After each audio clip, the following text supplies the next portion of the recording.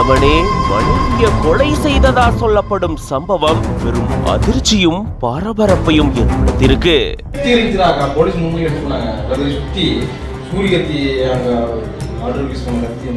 மனைவிய கொலை செஞ்சு உறவுக்கார பெண்ணையும் கொலை செய்யும் முயற்சியில ஈடுபட்டிருக்காரு. சேலம் மாவட்டம் கருப்பூர் பக்கத்துல இருக்கு கோட்டை கவுண்டம்பட்டி. இந்த பகுதியை சேர்ந்தவர் அழகிருஷ்ணன். இவருடைய மனைவி இந்திரா. இவங்க வீட்டுல படுகொலை செய்யப்பட்டு உயிரிழந்திருக்காங்க.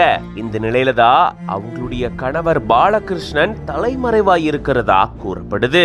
அதே போல இவங்களுடைய உறவுக்கார பெண்ணான மாரியம்மாள் அப்படின்றவங்களும் இரவு நேரத்துல தீ பிடிச்ச வீட்டுக்குள்ள இருந்து படுகாயம் அடைஞ்ச நிலையில மீட்கப்பட்டிருக்காங்க. இதை தொடர்ந்து போலீசார் மேற்கொண்ட முதற்கட்ட விசாரணையில பாலகிருஷ்ணன் தன்னுடைய மனைவி நடத்தையில சந்தேகம் அடைஞ்சதா கூறப்படுது. இந்திரா அந்த பகுதியை சேர்ந்த வேறொரு நபரோட பழகிட்டு வந்ததாகவும் இதை தெரிஞ்சு பாலகிருஷ்ணன் இதுக்கு எதிர்ப்பு தெரிவிச்சிட்டு வந்ததாகவும் கூறப்படுது. இந்த நிலையில தான் சம்பவத்தன்னைக்கு கணவர் பாலகிருஷ்ணன் மனைவி இந்திராவை கொலை செஞ்சிருக்காரு.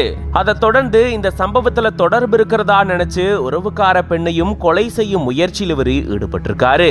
உறவுக்கார பெண் மாரியம்மாள் நள்ளிரவுல உறங்கிட்டு இருக்கும் போது அவங்களுடைய வீட்டுக்கு இவரு தீ வச்சிருந்திருக்காரு. உடனடியா அக்கம் பக்கத்துல இருந்தவங்க மாரியம்மாளை மீட்டு மருத்துவமனைக்கு அனுப்பி வச்சிருக்காங்க. இது தொடர்பா போலீசார் இப்போ விசாரணையில ஈடுபட்டு வராங்க.